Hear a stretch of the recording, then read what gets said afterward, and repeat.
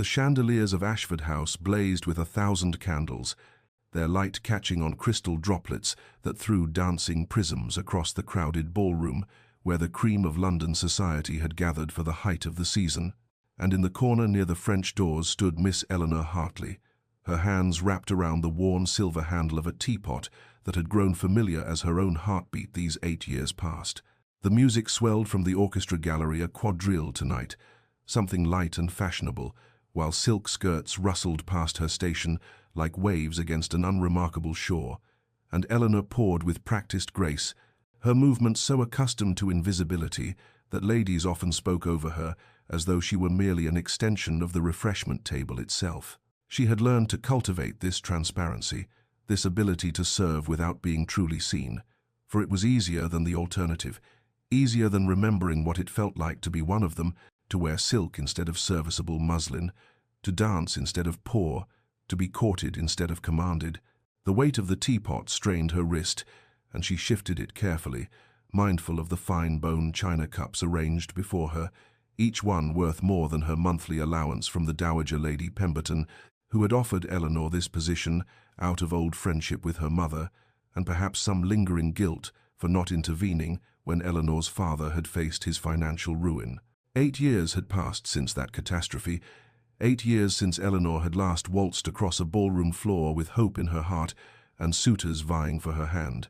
and now she was 26, firmly on the shelf, even if she had possessed the fortune and connections to aspire to marriage, which she most decidedly did not. A young debutante approached, all pink cheeks and thoughtless confidence, and requested tea without meeting Eleanor's eyes,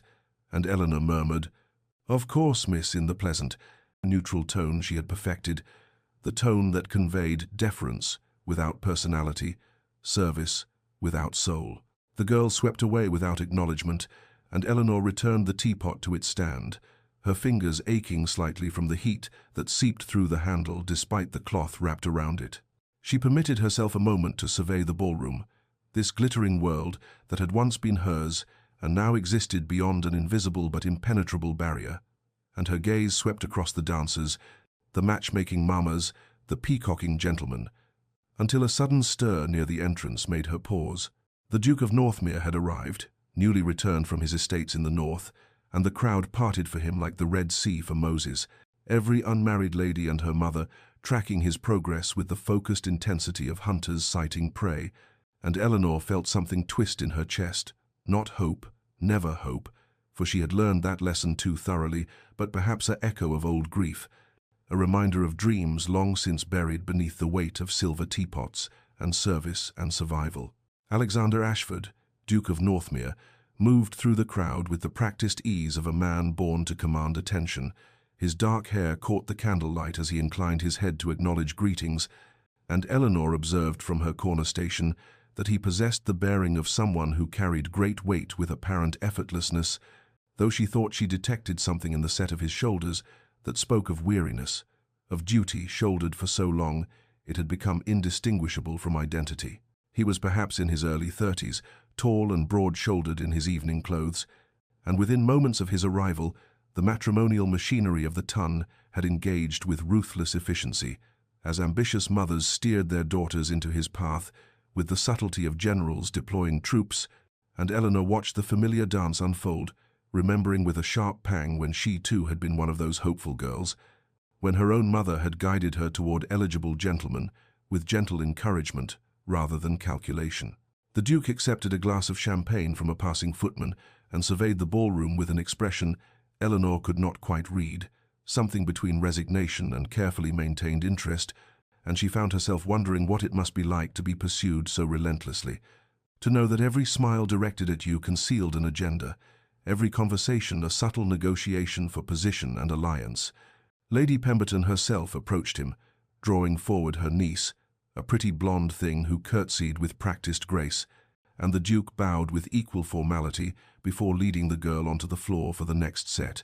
and Eleanor turned her attention back to her teapot as a dowager with an imperious manner demanded Earl Grey with lemon, speaking to Eleanor as though she were deaf as well as invisible. She poured with steady hands, murmuring the appropriate responses, but her gaze drifted back to the dancers despite herself, watching the Duke move through the figures of the quadrille with mechanical precision, his face a mask of polite attention, while his partner chattered brightly. And something in that performance of duty resonated with Eleanor's own careful maintenance of propriety, her own daily theatre of cheerful service that concealed the grief she carried like a stone in her chest. 8 years ago, she had worn primrose silk to a ball much like this one, her hair dressed with real flowers, her dance card filled before she had been there half an hour, and she had believed with the certainty of youth that her life would unfold according to the expected pattern: a good match, a comfortable home, children, the quiet satisfactions of a life well lived within society's prescribed boundaries. Then her father's investments had collapsed, the whispers had begun, the suitors had evaporated like morning mist, and within 3 months her father had taken his own life in his study, while her mother wept in the parlor. And Eleanor's world had shattered so completely that sometimes she still felt the sharp edges of that breaking, still woke expecting to find herself in her girlhood bedroom only to remember. The quadrille ended, the Duke escorted his partner back to her mother, and as he turned toward the refreshment area, Eleanor found herself looking directly into his eyes across the crowded ballroom, and for a moment that seemed to stretch impossibly long their gazes held, his dark and unreadable, hers surely revealing too much of the melancholy she worked so hard to conceal. And then a matron stepped into her line of sight demanding tea, and when Eleanor looked again, the Duke had turned away, accepting another introduction to another eligible young lady, and the moment passed as though it had never been, leaving Eleanor to wonder if she had imagined that brief connection, that flash of something she could not name in a stranger's eyes. Weeks passed in the familiar rhythm of Eleanor's circumscribed existence, each day following the pattern she had established over these 8 years of reduced circumstances, and her mornings were spent in the dowager's private parlor, where she helped with correspondence, her neat handwriting transcribing invitations and responses, while Lady Pemberton dictated from her chair by the window, and the afternoons found Eleanor in the still-room, preparing tisanes and remedies under the housekeeper's watchful eye, her hands steady as she measured and mixed, finding a kind of meditation in the precise work that required no emotion, only competence. The evenings brought the endless succession of balls and soirees and musicales, where London society displayed itself in all its glittering superficiality, and Eleanor resumed her post at refreshment tables, pouring tea and lemonade and champagne with the same practiced invisibility, her movements so automatic she could perform them while her mind drifted elsewhere, into memories or to the poetry she read late at night when sleep eluded her, and the small room in the servants' quarters felt like both sanctuary and prison. The Duke of Northmere appeared frequently at these gatherings, his presence causing the usual flutter among the matchmaking set, and Eleanor told herself she did not notice the small moments that accumulated like coins in a purse, the way he requested tea from her table, specifically even when other refreshment stations stood closer, the quiet, "Thank you," he offered, with actual eye contact rather than the absent dismissal most guests provided, the brief nod of acknowledgement that suggested he saw her as a person rather than a piece of furniture. She dismissed these instances as coincidence, as the natural courtesy of a gentleman raised with proper manners, for she had learned 8 years ago the terrible cost of hope, had felt it shatter in her chest when her father's disgrace had transformed her overnight from eligible young lady to unmarriageable burden, and she would not, could not, allow herself to imagine significance in a duke's politeness to a woman who served his tea. Mary, the lady's maid who had become Eleanor's only true friend in this household, noticed what Eleanor tried so hard to ignore, and one night, as they prepared for bed in the servants' quarters, Mary observed with characteristic directness that the Duke seemed to seek out Eleanor's station with remarkable consistency, but Eleanor shook her head firmly and insisted it meant nothing, that gentlemen of his rank did not concern themselves with women of her situation, and even if they did, it was never with honourable intentions, and she had her pride if nothing else. Her room was small but her own, a luxury in the crowded servants' quarters, and it held her few possessions, her mother's locket which she wore always against her heart, the 3 books she had managed to keep when everything else had been sold to pay her father's debts, a shawl her mother had knitted during the last winter of her life before grief had consumed her entirely. At night, when the house finally quieted and the candles burned low, Eleanor would open her volume of Wordsworth and read by flickering light, seeking in his verses about nature and memory some solace for the ache that never quite left her chest, the longing not for what she had lost, but for what she had never truly had, the security of knowing her place in the world and the comfort of belonging somewhere. The simple human need to be seen and known and valued for herself rather than her utility. The garden party at Richmond unfolded under a summer sun that hung heavy and golden in a cloudless sky, and Eleanor stood at her assigned station beneath the shade of an ancient oak, pouring lemonade into crystal glasses that caught the light and threw dancing reflections across the white linen tablecloth, and the air carried the scent of roses in full bloom, and their perfume almost overwhelming in the afternoon heat, mixed with the green smell of freshly cut grass and the delicate sweetness of the ices being served on the terrace. The ladies moved through the gardens like a flock of brilliantly colored birds in their summer muslins and silk parasols, and Eleanor performed her duties with the same careful invisibility she had cultivated over these 8 years, her hands steady as she ladled the cool liquid, her responses to requests automatic and appropriate, and she tried not to notice when the Duke of Northmere arrived with a party of guests, tried not to track his progress through the crowd as he made his way across the lawn, but her awareness of his presence felt like a physical thing, a heat that had nothing to do with the summer sun. He approached her station with what seemed like casual purpose, and Eleanor's heart began to beat too quickly as he stopped before her table, and when he spoke, his voice was quiet enough that only she could hear beneath the chatter of the other guests, and he asked about the roses, whether she knew the variety planted along the south wall, and she responded with perfect propriety that she believed them to be Bourbon roses, Your Grace, noting their pink blooms and their particularly strong fragrance, and he nodded as though this information held genuine interest, then commented on the weather, the remarkable clarity of the day, and Eleanor agreed that it was indeed fine, though she felt the absurdity of this ordinary exchange even as she participated in it. For he spoke to her as though she were a person whose opinions might matter, as though she were someone worth conversing with, rather than simply a servant to be directed. Other servants had begun to notice. Eleanor could feel their gazes on her back, and she knew there would be whispers later in the servants' hall, a speculation, and perhaps resentment that she had somehow drawn the Duke's attention. And when he finally moved on with a slight bow that was entirely inappropriate to their relative stations, Eleanor found herself trembling slightly as she poured lemonade for the next guest, her carefully maintained composure shaken by the simple fact of being addressed as though she mattered. That evening, after the guests had departed and Eleanor was helping to clear the refreshment tables, the Dowager Lady Pemberton called her aside to the small drawing-room where they sometimes worked on correspondence,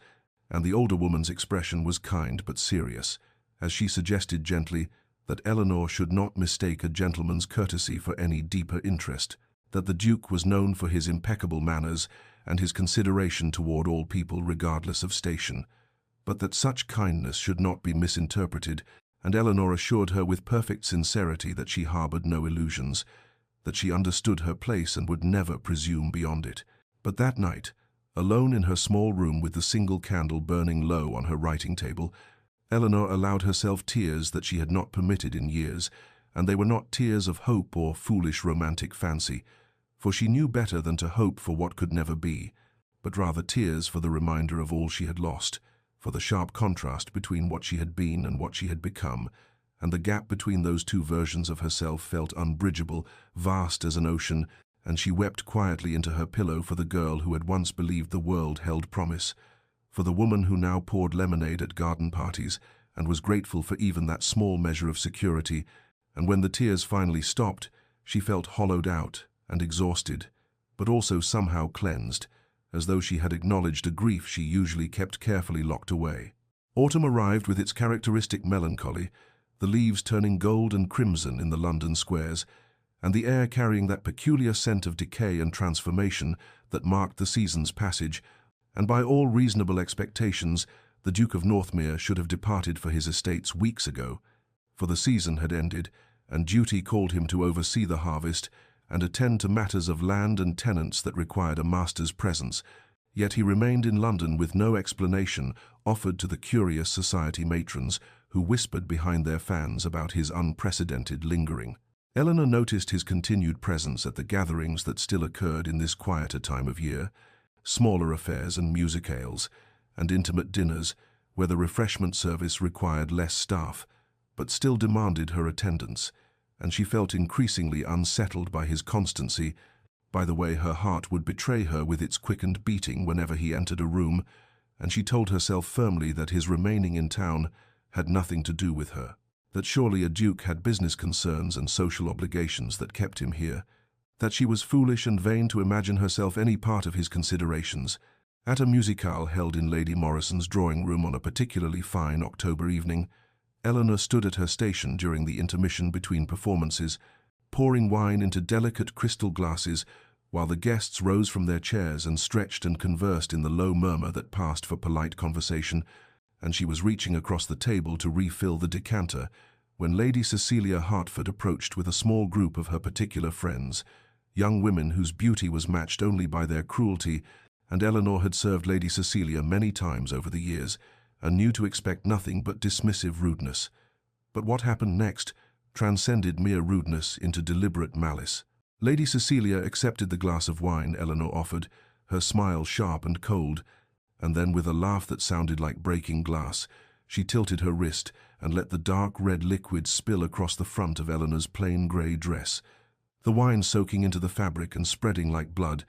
and her friends tittered behind their fans, while Lady Cecilia said with false concern that, "Oh dear, how clumsy the servants were these days. Perhaps Eleanor should take more care in her duties." Eleanor felt the familiar hot shame rise in her chest, but years of practice allowed her to maintain her composure perfectly, and she curtsied and apologized as though the fault were indeed hers, as though she had somehow caused a guest to pour wine on her, and she murmured that she would retire immediately to clean the stain, and assured Lady Cecilia that there was no harm done, and she turned with as much dignity as she could summon and made her way toward the servants' corridor, feeling the weight of curious stares following her progress across the room. In the hallway beyond the drawing room, away from the eyes of the guests, Eleanor finally allowed herself to stop and take a shaking breath, and she looked down at the ruined dress and felt tears prick at her eyes, not for the dress, which was old and plain, but for the deliberate humiliation, for the reminder that she existed at the mercy of those who could wound her with impunity, and she was raising her hand to brush at the wine stain when a voice behind her made her freeze. The Duke of Northmere stood in the corridor, and his expression was thunderous in a way Eleanor had never witnessed, and his voice when he spoke was tight, with barely controlled anger, as he said that what had just occurred was unconscionable, and Eleanor found herself stammering that it was merely an accident. "Your Grace, these things happen," but he cut her off with a sharp gesture and said, in a tone that brooked no argument, that they both knew perfectly well. It was not an accident, and the air between them felt charged with something dangerous and electric. Eleanor found she could not hold his gaze,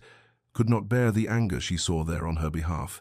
for she had no right to his defense, and his championship only made her situation more precarious, and she whispered that she must go, that she needed to change her dress, and before he could respond she fled down the corridor toward the servants' area, her heart pounding and her hands trembling, and her mind spinning with confusion and fear, and something else she dared not name. The Duke stood alone in the dim hallway for a long moment after she disappeared, and he felt something shift in his chest, some final barrier crumbling,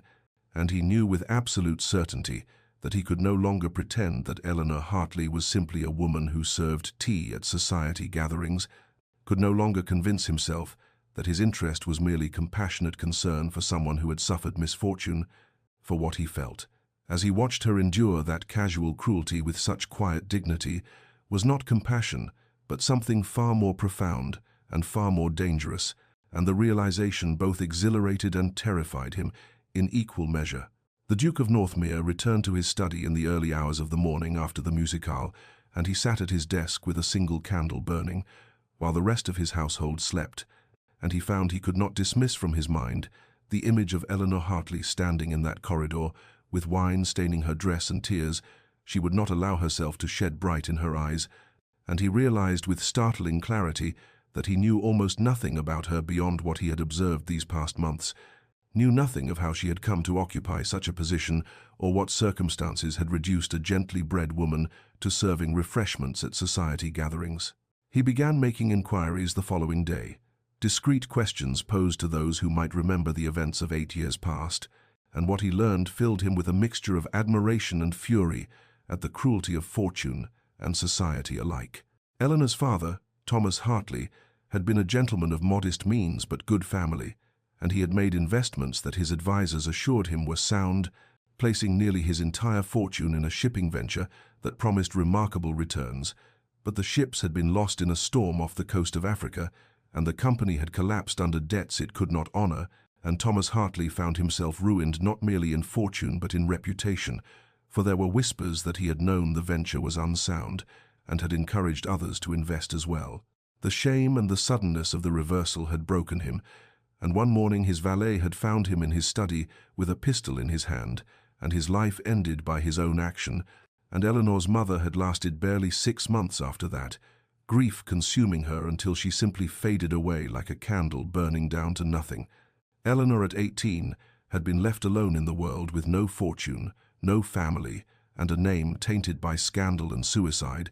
and the young men who had danced with her and the families who had welcomed her to their drawing rooms had withdrawn, as though she carried some contagion, and she had faced a choice that would have broken most women of her age and station. The Duke learned that the Dowager Lady Pemberton, who had been a friend of Eleanor's mother, had offered her a position that was charity disguised as employment,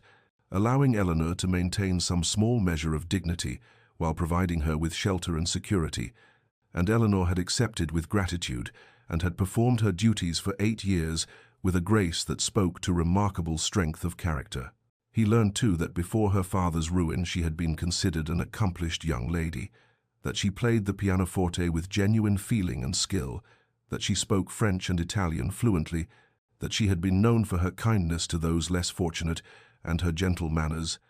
and the Duke found himself filled with growing admiration for a woman who had endured such catastrophic loss and had chosen survival with dignity over the desperate alternatives that society offered ruined, gentle women. Meanwhile, Eleanor had begun to notice with increasing alarm that the Duke's presence at social gatherings seemed calculated to bring him into proximity with her station, and that he sought out her refreshment table even when others were closer or more convenient, and she felt simultaneously drawn to and frightened by his attention, for she had learned through bitter experience not to hope for what could never be,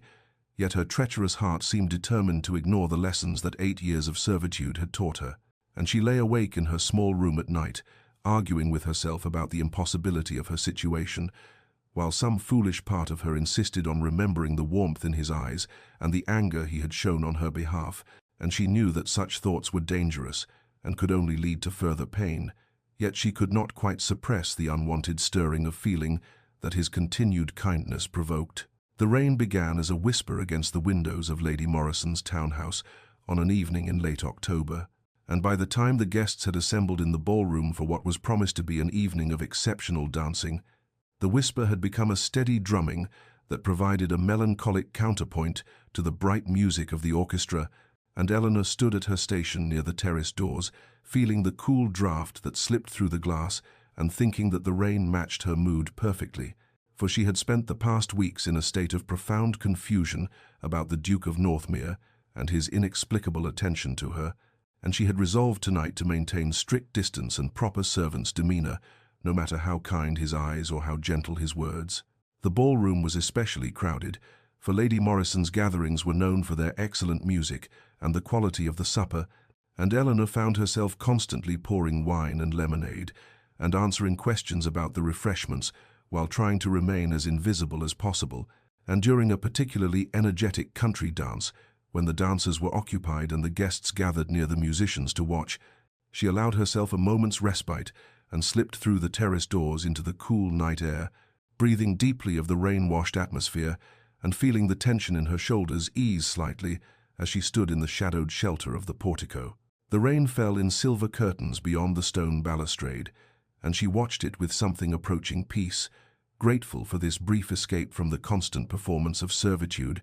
and she was so lost in contemplation of the storm that she did not hear the footsteps behind her until the Duke's voice said quietly,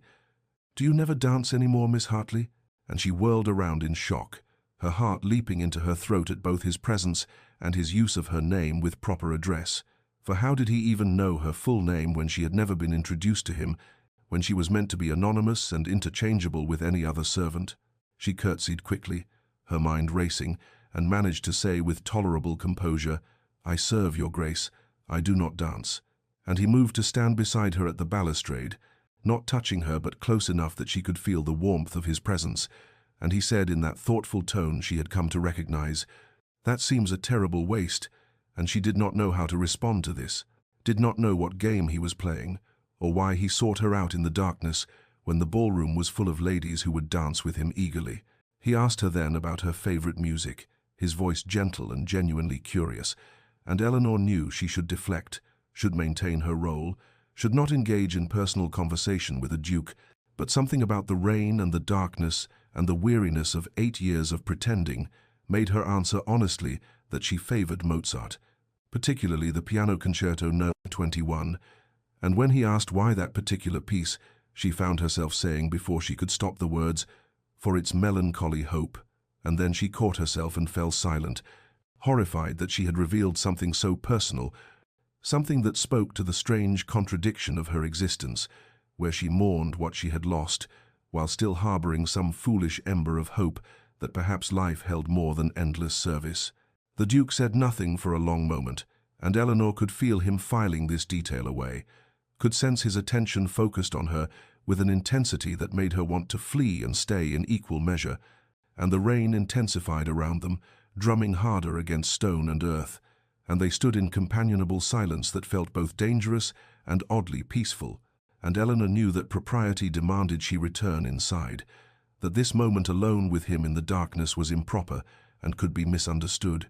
yet she could not quite bring herself to move, could not quite surrender this strange intimacy of shared rain and quiet conversation, until finally duty and fear won over longing, and she murmured that she must return to her station, and she fled back into the bright noise of the ballroom, leaving the Duke standing alone on the terrace watching the rain and thinking of melancholy hope. The Duke of Northmere sat in his library the morning after the rainy encounter on Lady Morrison's terrace, and he found himself unable to concentrate on the estate reports that his steward had sent from the northern properties, for his mind kept returning to Eleanor Hartley, standing in the rain-washed darkness, speaking of melancholy hope,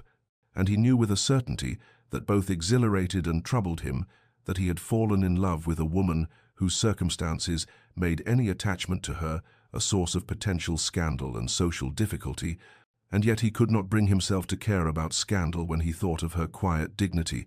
and the strength it must have taken to endure 8 years of servitude with such grace. He was expected to marry well. This he knew with the clarity that came from a lifetime of ducal responsibility,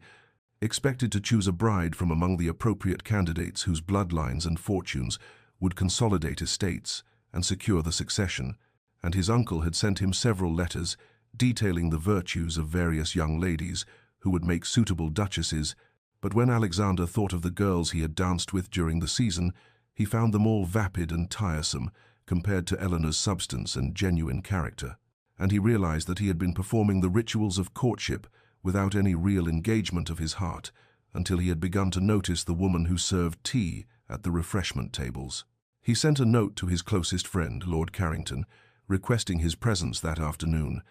and when Carrington arrived, Alexander poured them both brandy despite the early hour, and said without preamble that he intended to court Miss Eleanor Hartley.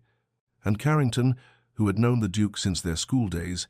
set down his glass and said carefully that such an attachment would cause considerable scandal, given her current circumstances, to which Alexander replied that she was gently born and had done nothing to deserve the reversal of fortune that had placed her in service. Carrington, ever the pragmatist, pointed out that her gentle birth had been 8 years ago, and that now she was regarded as little better than a servant, that society would never accept such a match without considerable resistance, that the Duke's family would be horrified, and Alexander felt anger rising in his chest at the arbitrariness and cruelty of social rules that could dismiss a woman's worth based solely on the accident of her father's failed investments, and he said with heat, "She is less worthy because misfortune struck, because her father made poor decisions and took his own life. She must be condemned to invisibility forever." Carrington, seeing his friend's genuine passion, softened and admitted that he personally saw nothing wrong with Eleanor's character, but warned that the Duke must be prepared for opposition from every quarter, from family and society alike, and Alexander said quietly that he had never been more certain of anything in his life, that Eleanor Hartley possessed more integrity and compassion than any woman of his acquaintance, and that he would rather face scandal with her than security without her. Meanwhile, in the Pemberton household, Eleanor found herself the subject of whispered conversations among the other servants, for several had noticed the Duke's particular attention to her at various gatherings, and the housekeeper, Mrs. Dalworth, summoned Eleanor to her office and warned her sternly against harboring inappropriate aspirations, reminding her that she held her position through the Dowager's charity and that any hint of impropriety would result in immediate dismissal. And Eleanor, her face burning with humiliation, assured Mrs. Dalworth that she understood her place perfectly and had no illusions about the Duke's kindness, which was surely nothing more than the natural courtesy of a gentleman. She returned to her small room and sat on the narrow bed, feeling the weight of her impossible situation pressing down upon her, for even as she told Mrs. Dalworth and herself that she harbored no hopes regarding the Duke, her treacherous heart insisted on remembering the warmth in his eyes when he looked at her and the genuine interest in his voice when he asked about her favorite music, and she knew that she was in grave danger of allowing herself to feel things that could only lead to heartbreak and perhaps to the loss of the small security she had managed to maintain these 8 years. Yet she could not quite suppress the foolish ember of hope that flickered in her chest whenever she thought of him standing beside her in the rain. The Pemberton Ball arrived on the first Friday of November, and it was known throughout London society as the event of the season, for the Dowager Lady Pemberton spared no expense in creating an evening of exceptional music, exquisite refreshments, and an atmosphere of refined elegance that made every other hostess in the city green with envy, and Eleanor had been given the responsibility of managing the entire refreshment service, which meant coordinating 3 other servants, ensuring the flow of champagne and wine and lemonade never faltered, and maintaining the elaborate display of delicacies that graced the tables in the dining room. And she had spent the entire day in preparation, her hands arranging silver trays and crystal glasses until they gleamed in the candlelight. Her mind focused on the 1,000 details that would make the evening run smoothly and reflect well upon the Dowager who had shown her such kindness. The guests began arriving at 9 o'clock, and Eleanor watched from her position near the refreshment tables as the cream of society swept through the receiving line in their silks and jewels,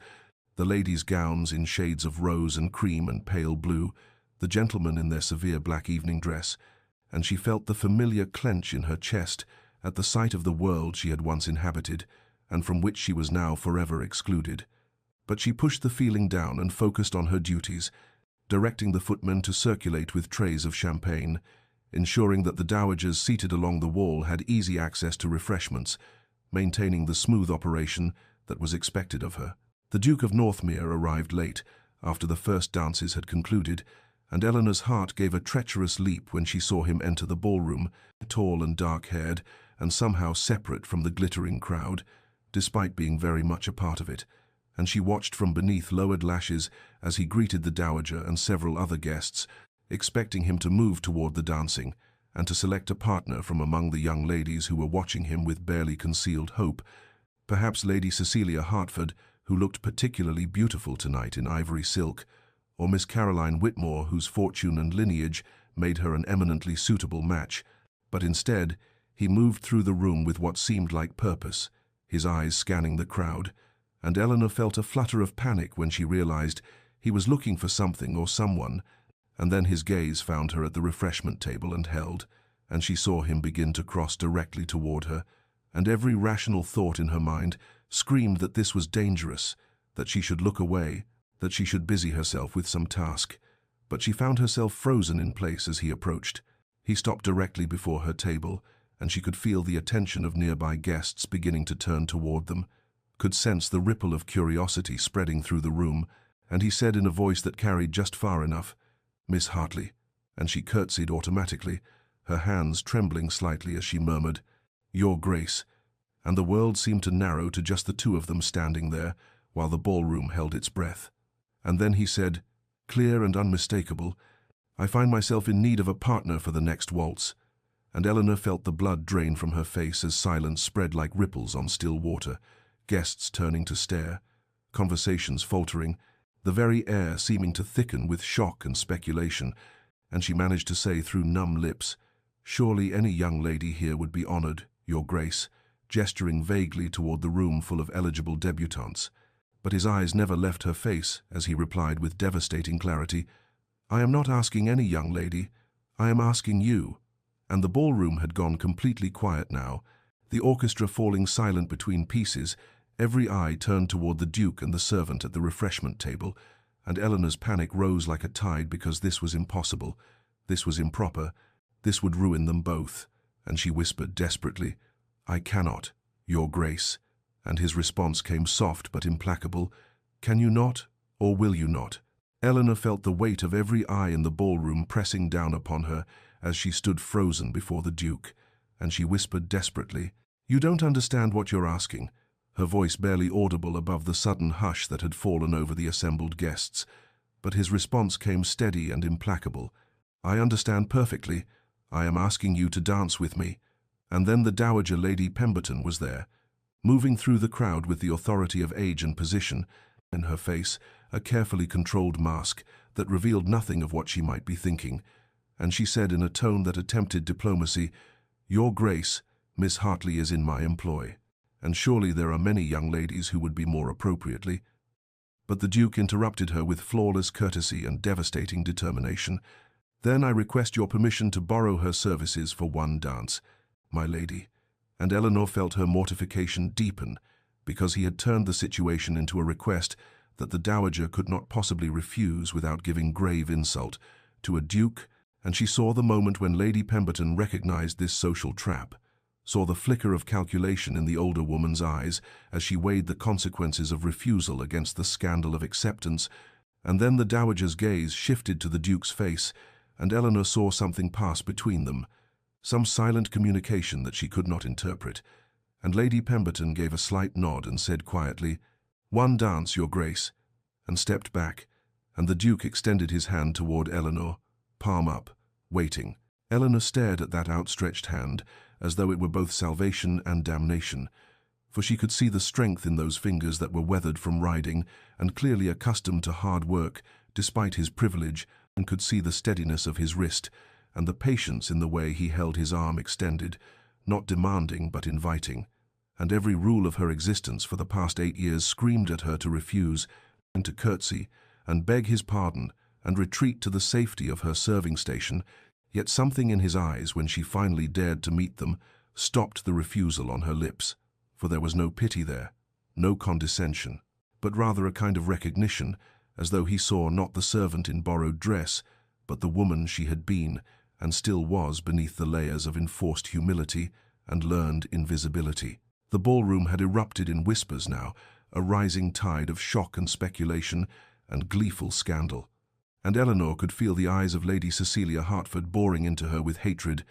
could sense the collective gasp of the assembled matrons and the nervous laughter of young men who did not know how to react to this breach of every social convention. But the Duke's hand remained steady, waiting, and Eleanor felt something crack inside her chest, some wall she had built around her heart to protect it from hope and hurt, and she thought of 8 years of serving tea and being invisible and swallowing her pride and her grief, and she thought that perhaps there were worse things than scandal, perhaps there were worse things than being seen, and slowly, as though moving through water, she placed her trembling hand in his. His fingers closed around hers with a warmth that sent shock through her entire body, and she heard the collective intake of breath from the watching crowd as he drew her hand through his arm and led her away from the refreshment table toward the center of the ballroom floor, and the whispers rose to a roar that seemed to shake the very chandeliers, but Eleanor could hear nothing except the thundering of her own heart and the quiet assurance in the Duke's voice as he murmured for her ears alone, "Trust me." And then he was positioning them for the waltz, and the orchestra, after a moment of confusion, began to play, and Eleanor recognized with a jolt that ran through her like lightning that they were playing Mozart, the waltz from the Piano Concerto No. 21, and the piece she had mentioned to him on Lady Morrison's terrace when she had spoken of melancholy hope, and she understood that he had remembered, had arranged this, had planned this entire impossible moment, and as his hand settled at her waist and he began to lead her into the first steps, Eleanor felt tears prick at her eyes even as her feet remembered movements she had not performed in 8 years, and she knew with absolute certainty that nothing in her life would ever be the same again. Eleanor had not waltzed in 8 years, but her body remembered the steps, as though they had been waiting all this time in her muscles and bones, and as the Duke's hand settled firmly at her waist, and his other hand clasped hers with a warmth that seemed to burn through her glove, she found herself moving with him into the familiar pattern of the waltz, 1, 2, 3, 1, 2, 3, and he led her effortlessly across the floor with a confidence that made it impossible to stumble, even though her legs trembled beneath her skirts, and she heard him say quietly, his voice pitched for her ears alone, "You're trembling," and she managed to reply through lips that felt numb, "You're destroying both our reputations." But his response came without hesitation. Perhaps some reputations deserve destruction, and Eleanor felt a wild laugh threaten to escape her throat, because this was madness, this was social suicide. This was everything she had learned not to want or hope for in 8 years of careful invisibility.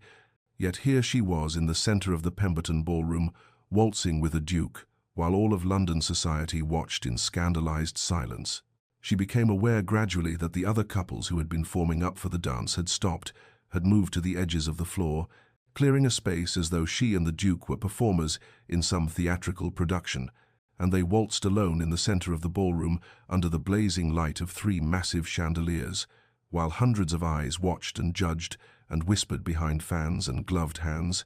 and Eleanor's internal tumult was so fierce she could barely breathe, for there was shame, yes, burning shame at being the object of such scrutiny, and fear that was sharp and metallic in her mouth, and anger too at him for putting them both in this impossible position.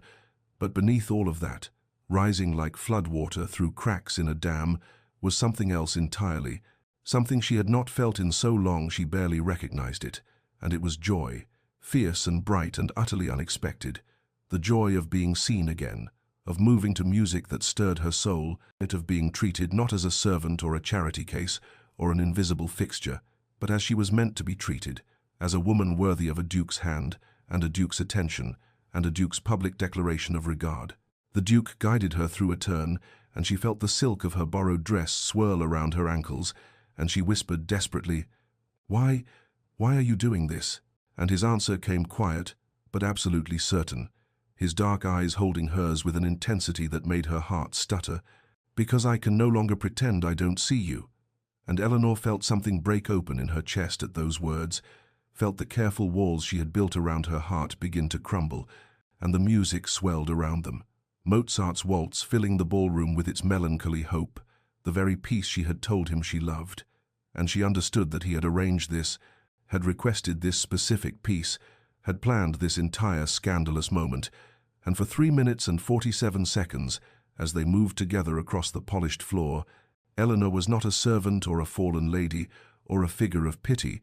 She was not invisible or diminished, or less than what she had been born to be. She was simply herself, Eleanor Hartley,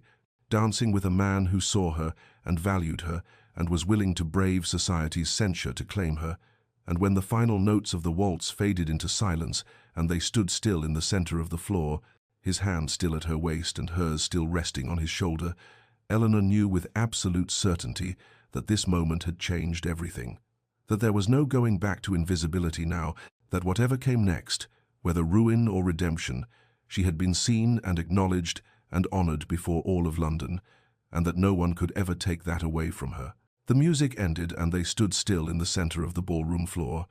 the Duke bowing with the formal precision of his station, while Eleanor curtsied with trembling legs, and the silence that followed was so complete that Eleanor could hear the crackling of candles in the chandeliers above and the rustle of her borrowed dress as she straightened, and for 1 heartbeat, 2, 3, the entire assembly seemed frozen in a tableau of shock, and then Lady Cecilia Hertford's laugh rang out across the ballroom, high and cruel and mocking, and she called out in a voice pitched to carry, "How quaint, Your Grace! Do you dance with all the servants?" And the words hit Eleanor like a physical blow, and she heard other voices join in the laughter, nervous and uncertain, but gaining courage from Lady Cecilia's boldness, and the sound of it was like a wave breaking over her head, pulling her under, drowning her in shame. But then the Duke's voice cut through the noise, cold and sharp as winter steel, and he said with all the authority of his title and generations of power, "I dance with ladies, something you might aspire to become, Lady Cecilia." And the laughter died as abruptly as it had begun, replaced by gasps of shock, because no one spoke to Lady Cecilia Hertford in such a manner. Her father was an earl, and her dowry legendary, but the Duke's face was carved from ice, and his eyes held such contempt that even Lady Cecilia took a step backward, and Eleanor felt her face burning with mortification and humiliation, because she had become the cause of this scene, this scandal, this impossible situation, and she could not bear it. It could not stand there one moment longer, with all those eyes on her, judging her, despising her, pitying her, and she dropped into the lowest curtsy she could manage, and whispered, "Excuse me, Your Grace." And then she was moving, walking as quickly as dignity allowed toward the servants' corridor, and she heard the Duke call her name, but she did not stop, could not stop, and she fled through the doorway that led to the back stairs and the kitchens and the world where she belonged, or at least where she had belonged until tonight had shattered everything. The ballroom behind her erupted into chaos, voices rising in scandalized whispers and excited speculation, and Eleanor could hear the Dowager Lady Pemberton's voice, attempting to restore order, attempting to smooth over what could not be smoothed, while somewhere the Duke was surely facing a barrage of questions and criticism. But Eleanor could think of none of that, because she had reached the kitchen, and the servants who worked there were staring at her with expressions that ranged from shock to envy to anger, and Mrs. Cooper, the housekeeper, was upon her immediately, her face red with fury, and she hissed, "What have you done, you foolish, foolish girl, dancing with the Duke as though you were his equal, as though you had any right? You have brought shame on this household and on yourself, and do not think for one moment that this will end well for you." And Eleanor stood there taking the tirade, because what defense could she offer, what explanation could justify what had just occurred, and around her the other servants whispered and watched, and she saw in their faces that everything had changed, that whatever precarious position she had held here was now destroyed, and Mary, her only friend, touched her arm with sympathy, but even Mary's eyes held questions and confusion, and Eleanor knew with absolute certainty that she could not stay here. They could not face tomorrow and the next day and all the days after, when this scandal would be dissected and discussed, and she would be the fallen woman who had dared to dance with a duke. And so later that night, after the ball had ended and the last guests had departed and the house had finally fallen silent, Eleanor packed her few belongings into the worn leather case that had been her father's, and she wrapped her mother's locket in a handkerchief and placed it carefully among her spare dress and her books of poetry, and she knew that come morning she would leave London,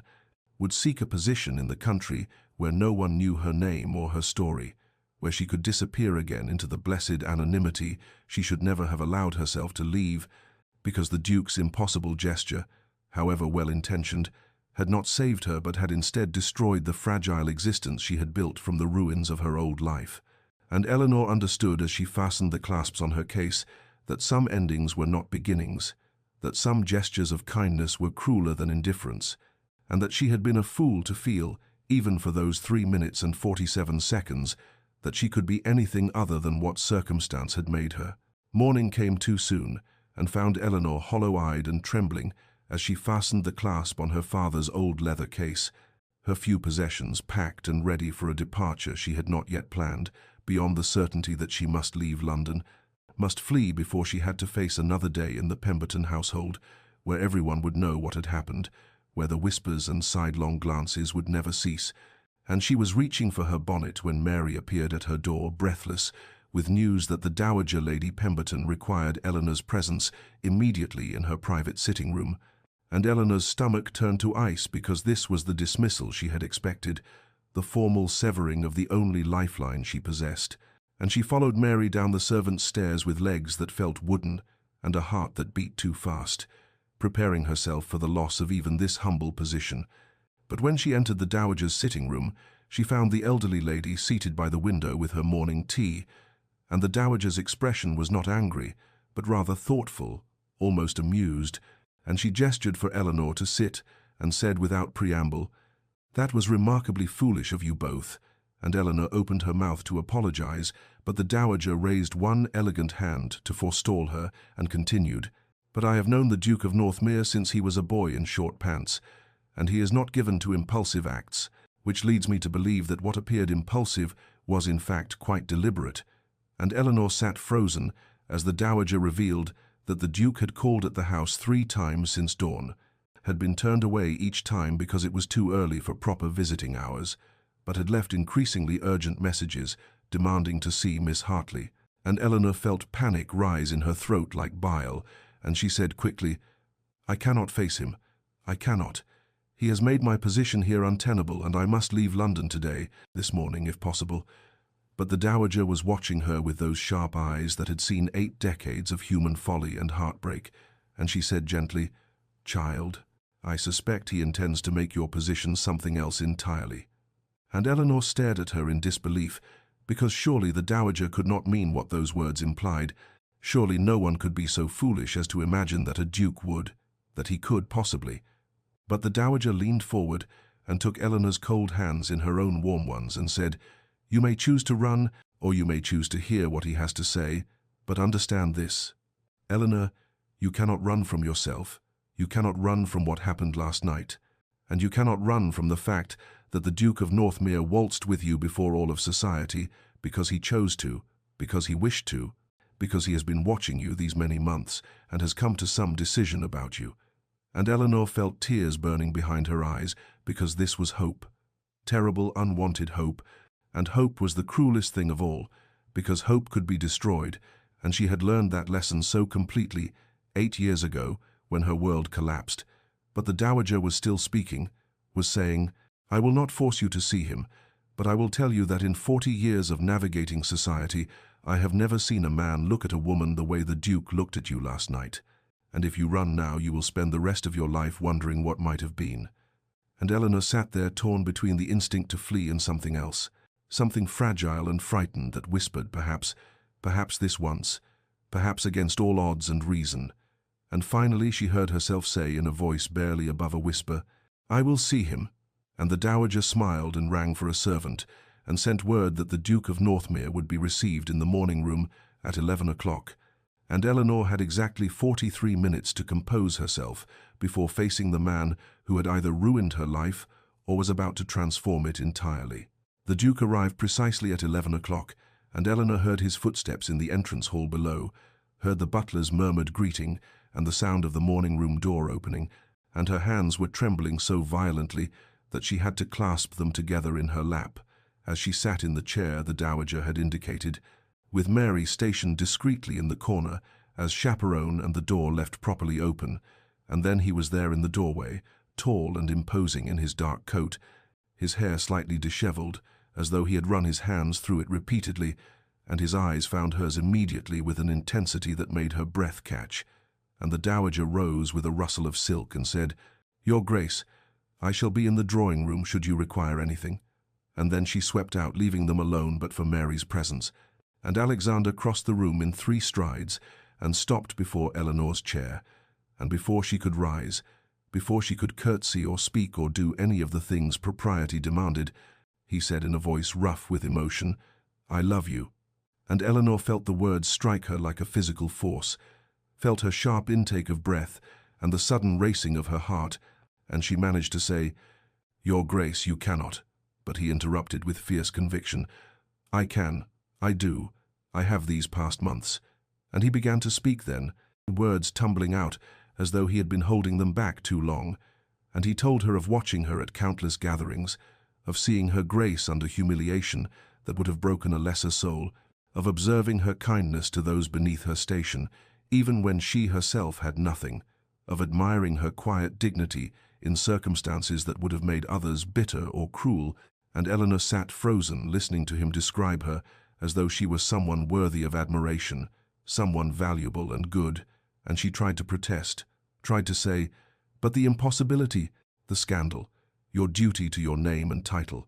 And he leaned forward with his hands gripping the arms of her chair and said,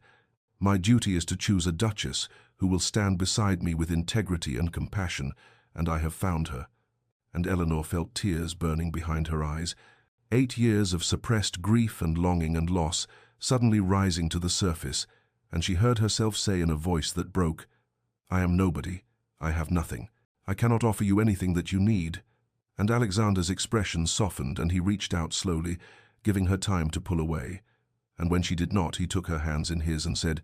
"You are Eleanor Hartley, and you have yourself, and if you will accept me, you have me."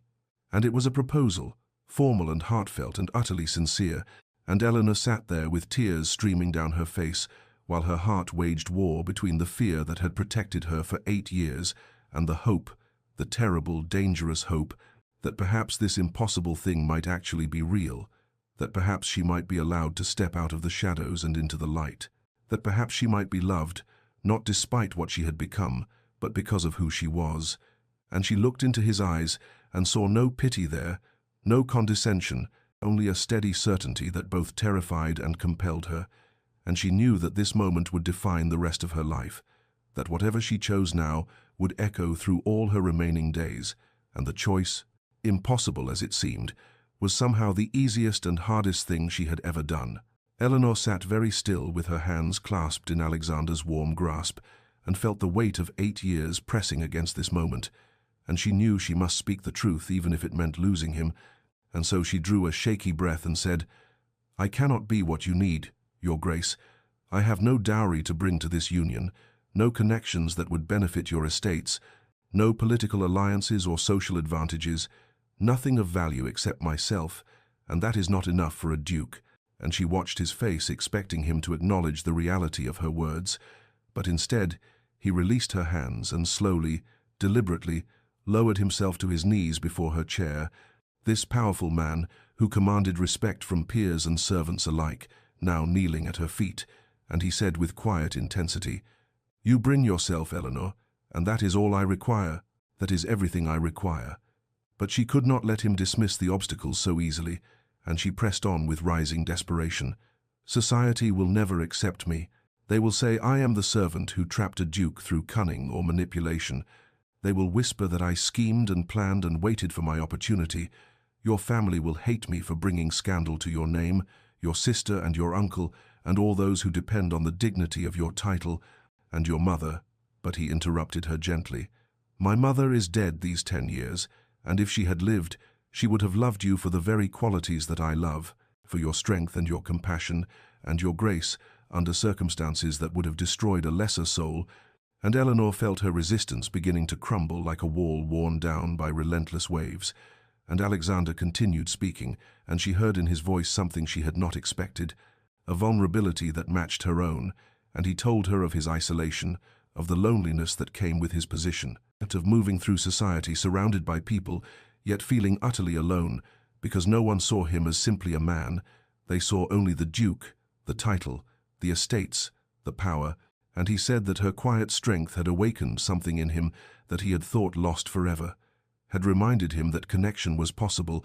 that true partnership existed beyond strategic marriages and social maneuvering. And he reached up and brushed away a tear that had escaped down her cheek and said, "I do not need a society ornament to hang on my arm at balls and display at court. I do not need a woman who will smile and curtsy and say all the correct things while feeling nothing. I need a partner who understands both privilege and privation, who knows the value of compassion because she has suffered, who can stand beside me not as an accessory but as an equal." And Eleanor looked into his eyes and saw reflected there not the impossible fantasy she had feared, but something real and honest and terrifying in its sincerity, and she whispered the truth that had been holding her captive. "I am afraid." And his response was immediate and gentle. "So am I, Eleanor, so am I. But I would rather be afraid with you than certain without you. I would rather face scandal and whispers and social censure with you at my side than spend the rest of my life in lonely propriety without you." And in that moment Eleanor understood that courage was not the absence of fear, but the choice to move forward despite it, and she felt something shift deep within her chest, felt the armor she had built around her heart, these 8 years beginning to crack and fall away, and she knew that she stood at a crossroads where one path led to safety and solitude, and the other led to risk and possibility and love, and the choice, impossible as it had seemed moments before, was suddenly clear. Eleanor's acceptance came not as a dramatic declaration, but as a quiet yes, barely more than a whisper. Yet it seemed to fill the morning room with sudden light, and she watched Alexander's face transform with relief and joy so profound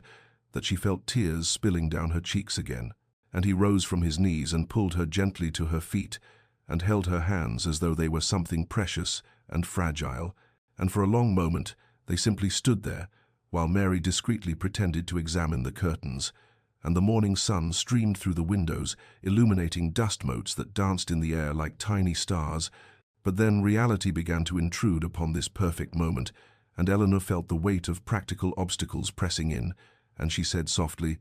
"Your family, Alexander, and your sister and your uncle who controls part of the estate,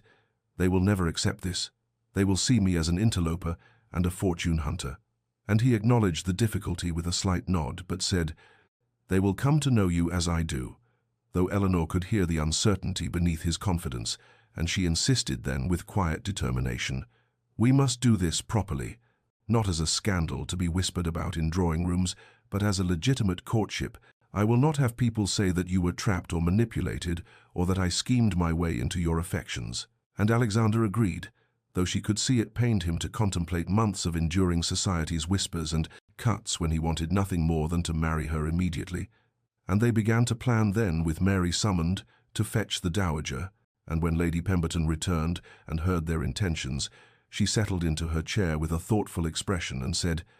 "If we are to do this, we must be strategic. The Duke will court Eleanor openly, but we must establish her not as a servant, but as a lady under my sponsorship, a distantly connected family friend who has been staying with me." And Eleanor started to protest that such a fiction would be transparent, but the dowager held up her hand and continued, "It is not entirely a fiction, child, for I have kept a secret these 8 years out of respect for your mother's wishes and your own pride. But the time for such discretion has passed," and she revealed then what Eleanor had never known, that Eleanor's mother had been her cousin, a connection the dowager had deliberately downplayed to protect Eleanor from the additional humiliation of wealthy relations, watching her reduced circumstances. But now this revelation changed everything, because it meant Eleanor was not merely gentry, but connected to one of the most respected families in England. And Alexander seized upon this with barely contained triumph, saying, "You see, Eleanor, you are not the nobody you believed yourself to be." Though Eleanor felt oddly numb at this news because part of her wanted to be loved for who she was, without the validation of family connections, but she understood that society required such justifications, and if this truth would ease their path, then she would accept it. And the dowager began making plans immediately, speaking of social rehabilitation and careful positioning, and which hostesses might be approached first. And Eleanor sat listening to her future being mapped out and felt the first stirrings of hope that perhaps this impossible thing might actually come to pass, that she might step out of the shadows, not through deception, but through the simple truth of who she had always been, beneath the servant's dress and downcast eyes. And when Alexander finally took his leave that afternoon, with promises to call again the next day, Eleanor stood at the window watching his carriage depart, and touched her lips where he had kissed her hand in farewell, and she thought that perhaps courage was not the absence of fear, but the willingness to reach for joy, even when every past experience whispered that such reaching would only lead to pain. The months of courtship unfolded with the slow deliberation of winter's arrival, and Eleanor found herself inhabiting a strange liminal space between the servant she had been and the lady she was being carefully reconstructed to become. And Alexander called upon her with unwavering regularity, arriving each Tuesday and Friday afternoon at precisely 3 o'clock, with flowers that grew more extravagant as the weeks progressed. First simple violets that reminded her of her mother's garden, then hothouse roses that filled the dowager's drawing room with their heavy perfume, and they sat together in that formal space, with Mary stationed by the door and the dowager occasionally sweeping through to ensure propriety. And they spoke of things both profound and trivial, discovering in those carefully chaperoned hours the architecture of each other's souls. And Eleanor learned that Alexander's childhood had been marked by his own losses in his mother's death when he was but 17, leaving him to shoulder the dukedom before he had fully become a man. And he confessed that he had built walls around himself, just as she had, protecting against the pain of connection by maintaining perfect ducal distance from everyone. And she understood then that they were both survivors of different kinds of grief, both learning to trust again after life had taught them the cost of vulnerability. They walked in Hyde Park on crisp December mornings when frost decorated the bare branches like lace and their breath made clouds in the cold air, and always there was a maid trailing at the required 10 paces behind. But sometimes, when the path curved and they were momentarily shielded by winter bare hedges, Alexander would brush his gloved hand against hers, and the touch would send warmth flooding through her despite the bitter wind, and slowly, incrementally, society began to shift its position like a great ship changing course. For some hostesses, who valued ducal favor more than rigid propriety, began extending invitations to Eleanor for smaller gatherings, afternoon teas and intimate musicales where she could be observed and evaluated, and she moved through these events with the same quiet grace she had once employed while serving refreshments, understanding that she was still being judged, but now as a potential duchess rather than as invisible help, though there remained a vocal faction led by Lady Cecilia Hertford, who spread whispered rumors of scheming and impropriety, and suggested that the Duke had been trapped by a clever servant who had studied his preferences and manufactured his opportunities, and these whispers reached Eleanor's ears through Mary, who heard everything below stairs, and sometimes in the dark, hours before dawn, Eleanor would wake with her heart pounding, and wonder if perhaps they were right, if she had somehow manipulated circumstances even unconsciously. But then Alexander would call again, and look at her with such genuine devotion that her doubts would quiet if not entirely disappear. The small moments accumulated like snowfall, each one delicate and individual, yet together creating something substantial and transforming. And there was the afternoon when Alexander asked about her childhood, and she told him of her father's library, where she had spent hours reading while he worked on his investments, the very investments that would eventually destroy them, and she wept then for the first time in his presence, not the controlled tears of their early encounters, but deep, wrenching sobs for all that had been lost, and he had held her hand and said nothing, because he understood that some griefs required no words. And there was the evening at the Dowager's, when Eleanor played pianoforte for the first time in 8 years, her fingers finding the keys of Mozart's Concerto No. 21, while Alexander stood beside the instrument, watching her with an expression that made her forget anyone else existed. And afterward he had given her a leather-bound volume of Wordsworth, with an inscription that read, "For Eleanor, who understands melancholy hope," and she kept it on her bedside table and read from it each night. And there was the gift of Keats that followed, and then Shelley, until her small shelf grew heavy with poetry, and her heart grew heavy with the knowledge that this man saw her, truly saw her, in ways no one had since her parents died. Her gradual blossoming was noted by all who observed her. For the downtrodden servant's demeanor fell away, revealing the lady she had always been beneath the protective coloring of invisibility, and she began to hold her head higher and meet people's eyes directly and speak with the educated accent she had suppressed for 8 years. And the Dowager watched this transformation with satisfaction and perhaps a touch of guilt for having allowed Eleanor to diminish herself for so long, even if it had been partially at Eleanor's own insistence. And then in February, Alexander's sister Catherine arrived from the country estate, a formidable woman of 35 who had managed Northmere's northern properties since her husband's death, and who approached London with the same efficient skepticism she brought to crop rotations and tenant disputes. And Eleanor had dreaded this meeting, knowing that Catherine's approval or disapproval could influence Alexander's uncle, and thus the family's acceptance. And they met over tea in the Dowager's drawing room, and Catherine had studied Eleanor with sharp hazel eyes that missed nothing, and asked pointed questions about her education and her understanding of estate management, and whether she grasped the responsibilities that came with the ducal coronet. And Eleanor had answered honestly, admitting her ignorance of many practical matters, but expressing her willingness to learn, and her understanding that a duchess served not just her husband, but all those who depended on the estate. And something in her sincerity must have reached Catherine, because the older woman's expression had softened slightly, and she had said, "At least you are not one of those simpering debutantes who thinks being a duchess means wearing jewels and ordering servants about." And later Eleanor overheard Catherine speaking with Alexander in the hallway, her voice carrying through the partially open door as she said, "She is not what I expected, Alex. She has substance, and I think perhaps she understands you in ways that matter more than bloodlines." And Eleanor had pressed her hand to her chest and felt hope flutter there, like a caged bird beginning to sense the possibility of flight. And she understood that she was winning this battle inch by inch, conversation by conversation, that society's acceptance would not come in a dramatic reversal, but through the slow accumulation of these small victories. And as winter began its gradual retreat toward spring, she allowed herself to believe that perhaps, impossibly, she and Alexander might actually build a life together that society would eventually, if grudgingly, accept. Spring arrived with an almost defiant beauty, as though nature herself conspired to bless what society still debated, and the crocuses pushed through the last patches of snow in the dowager's garden, while Alexander prepared to formalize his intentions before his family, and Eleanor understood that this gathering at Northmere House would determine whether their courtship could proceed toward marriage, or whether familial opposition would force Alexander to choose between duty and desire, and she dressed with trembling hands in a gown of pale blue silk that the dowager had commissioned, simple yet elegant and appropriate for a lady of modest means meeting her potential in-laws, and the carriage ride to Northmere seemed both too long and too short,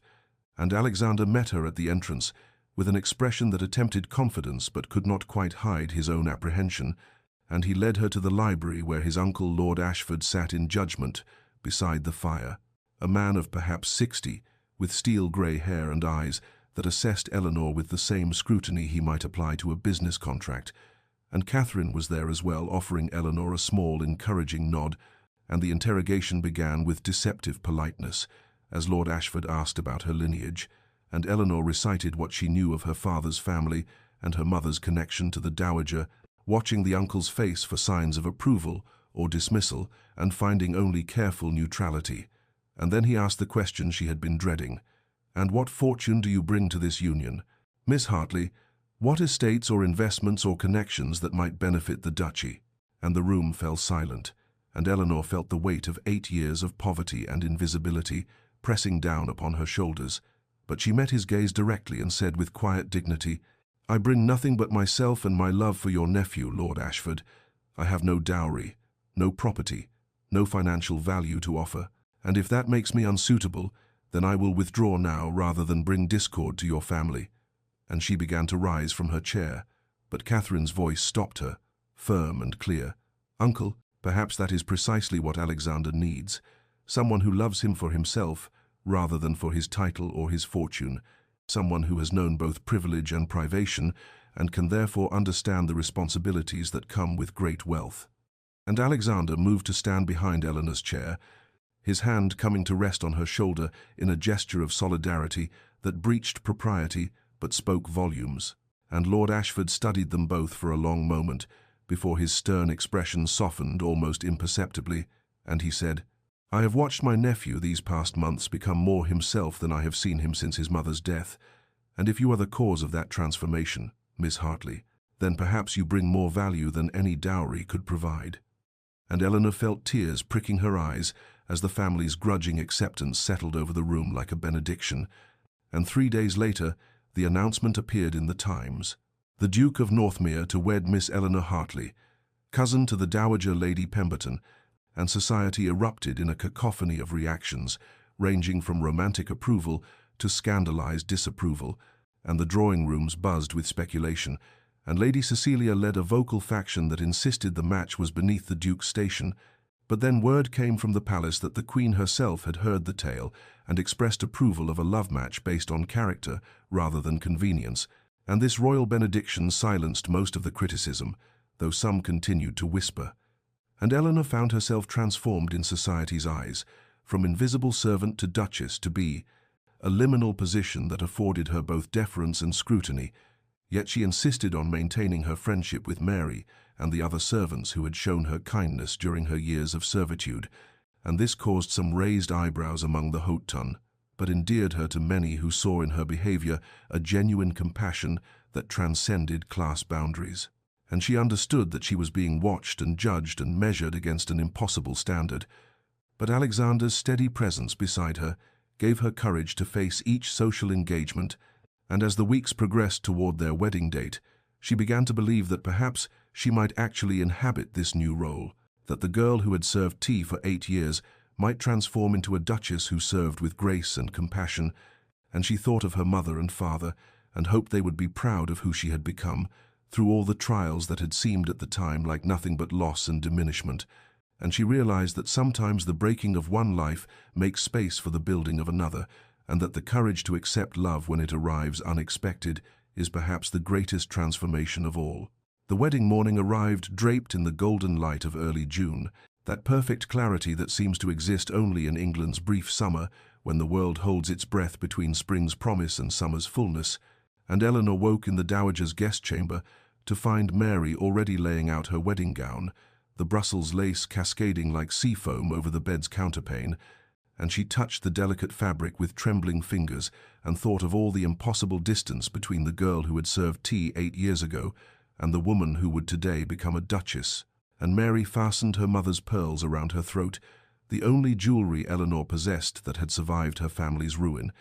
and she looked at herself in the mirror and saw not the invisible servant or the frightened debutante, but someone new entirely, someone who had been broken and remade, and who carried both experiences like dual strands of the same necklace, and the carriage ride to Street George's, Hanover Square, seemed to exist outside of time, the streets lined with curious onlookers who had heard the romantic tale and wanted to witness the servant who would become a duchess, and Eleanor felt their stares, but no longer with shame,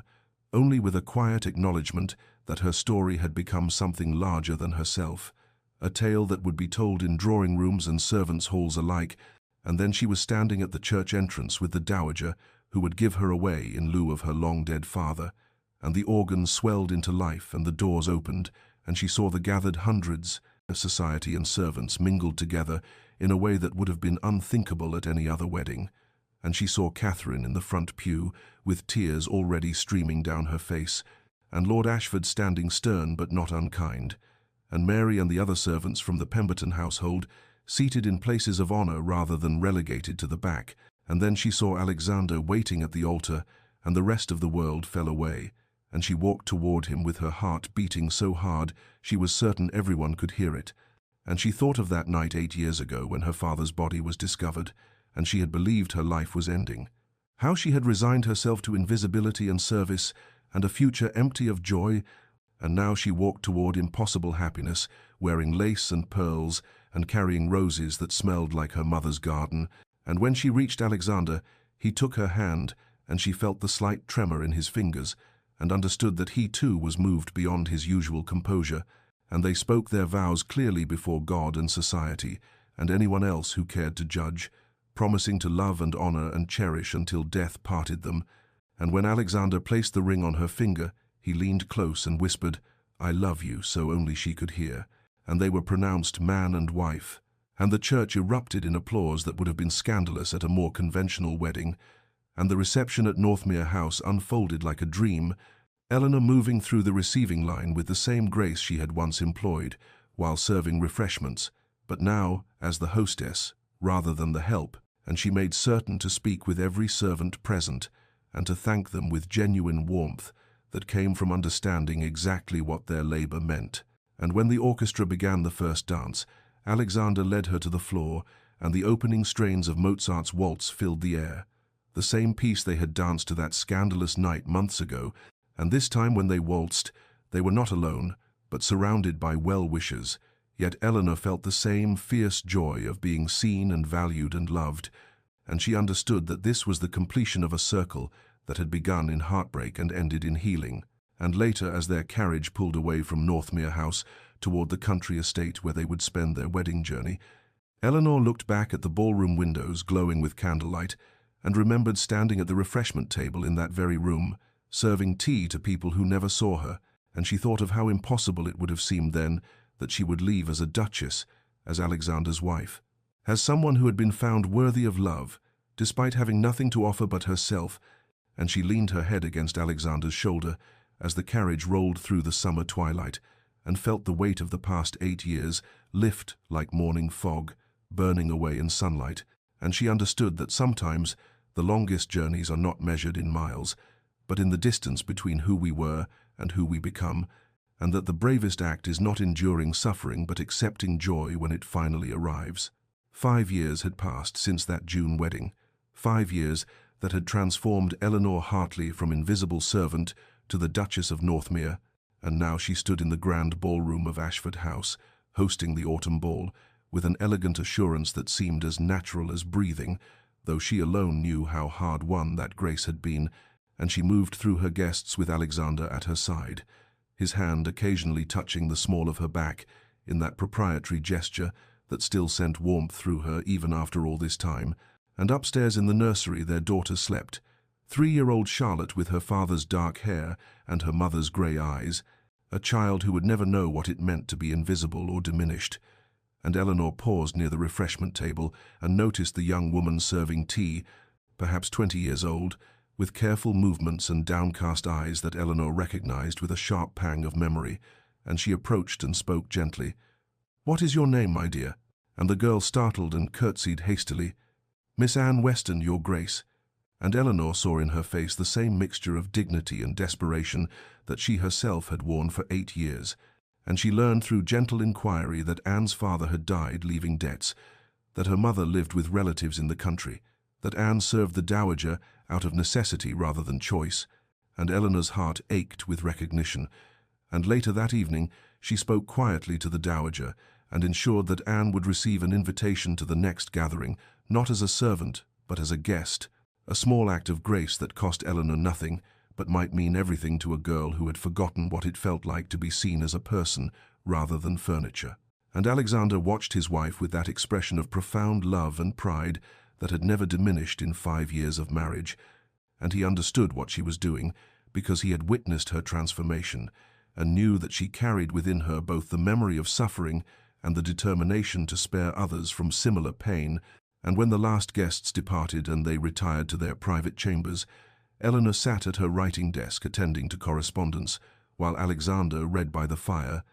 the picture of domestic contentment that would have seemed impossible that night 8 years ago when her father's death had shattered her world, and she thought of that terrified girl who had almost fled London rather than face Alexander's proposal, who had believed herself unworthy of love and incapable of being anything but invisible, and she understood now that her transformation had not begun when she accepted Alexander's hand, but rather in all the small moments before,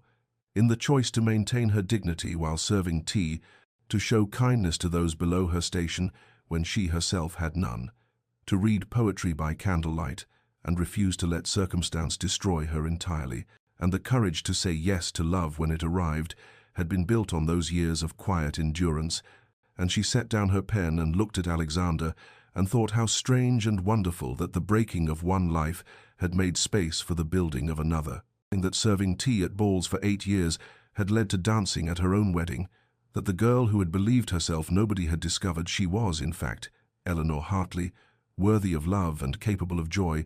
And outside the autumn wind rattled the windows, but inside all was warmth and peace, and the gentle contentment of two people who had found each other, despite all the obstacles society had placed between them. Dear listener, perhaps you too have felt invisible, diminished by circumstance, resigned to less than you deserved,